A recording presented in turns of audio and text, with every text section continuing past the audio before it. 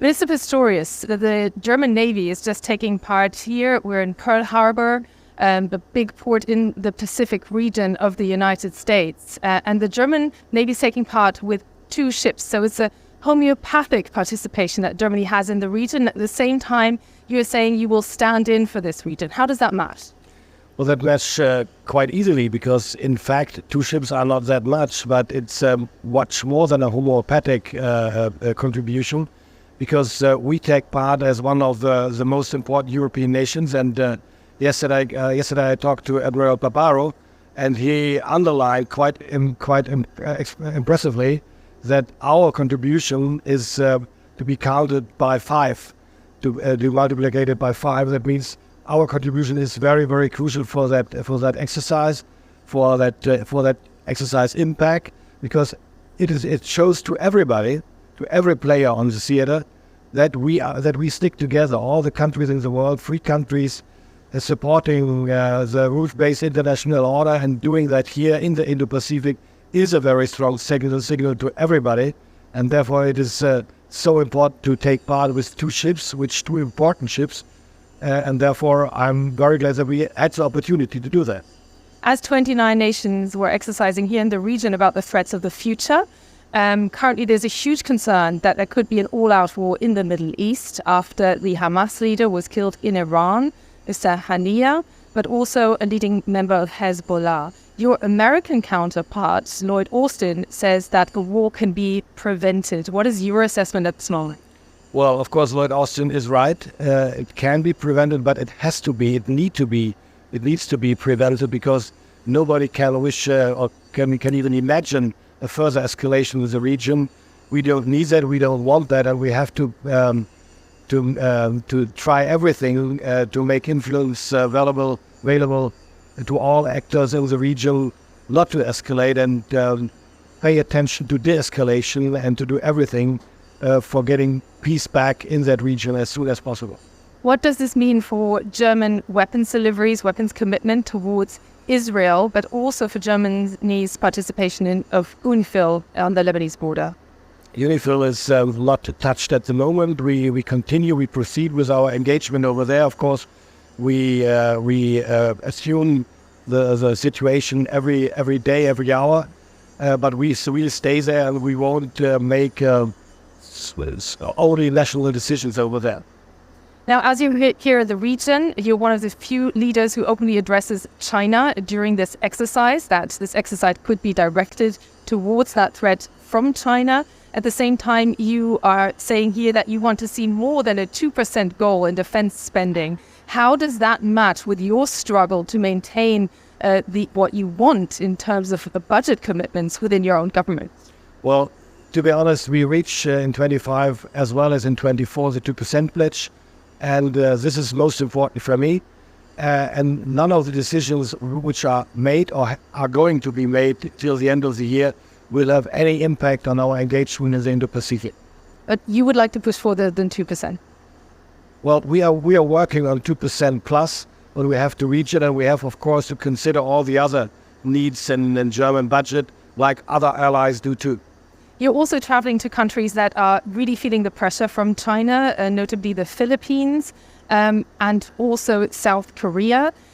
What will be your commitment that you give to these countries beyond words? And how much of a role will defense cooperation and probably changing German laws to facilitate defense deliveries play a role? Well, we are just in the process to change our export control regulations. That's the first point. I think we will be ready with that till the end of the year. And beside that, when it comes to the Philippines, we are not only talking about words. It's about being present in the South Chinese Sea with our 2 ships and with other allies and partners. And this is a strong signal that we see what's going on there, and we don't accept that, and that we stand with the international rules-based international order, especially when it comes to smaller countries who has reasons to fear what's going on maybe.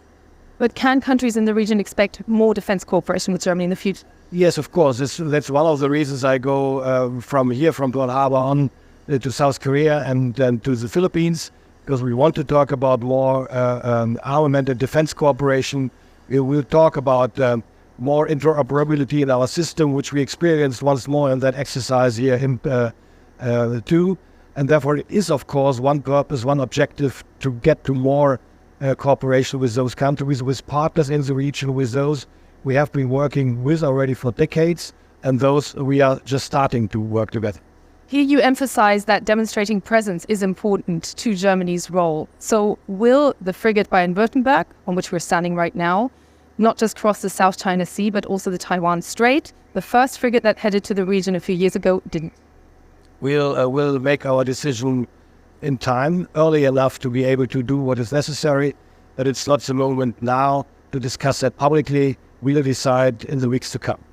And also the United States, the key partner for Europe, for Germany, is heading into elections. Of course, you can't speak politically, but now that Kamala Harris will be running, most likely, on the Democratic ticket, what kind of change of tone do you expect with a potential administration Harris? There's been much talk about what Trump 2 would mean, but Harris, how would that be different? I think we have, as I already mentioned several times earlier, we have to focus on ourselves, on our homework we have to do. And that is true. Europe, the European partners in NATO, has to do more for their own security as they used to do before. This is challenge number one. And challenge number two is to focus on available and stable cooperation with our most important partner in the United States, whoever might be in the White House. Anyway, we have to do what we have to do, and we have to stick together with our allies. This is what we have to do in the future. Ukraine just had a very large-scale attack, Kiev, and those are Iran-made drones that were used. What consequence will this have in terms of more support for Ukraine, but also in how you view Iran? Well, we know about everything about the role of Iran. We can see that every day, more or less. So there's no doubt about it. So we have to deal with it, and we have to strengthen Ukrainians' capabilities to defend itself, especially when it comes to air defense. Therefore, Germany provided already 3 Patriot systems and several RST systems.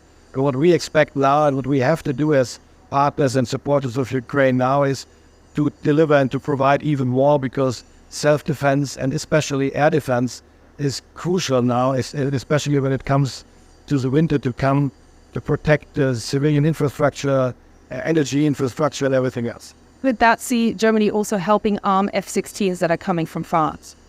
I can't give an assessment to that now, because we don't have F-16, as you know, and whether there are weapons that can be provided for being used with F-16 has to be checked. I don't know that. This is final question. How close is the world to a very large-scale conflict at this moment in time? It's hard to say. I hope that reason and rationality is still important for the most partners in the world, and everybody, I think at least most of everybody, and most of all partners and countries know the meaning and the relevance and the importance of maintaining peace or getting peace better back. And therefore I'm quite optimistic, as I used to be during my 64 lasting life, that we will be able to maintain peace. Boris Pistorius, German Defense Minister, here in Pearl Harbor. Thank you very much.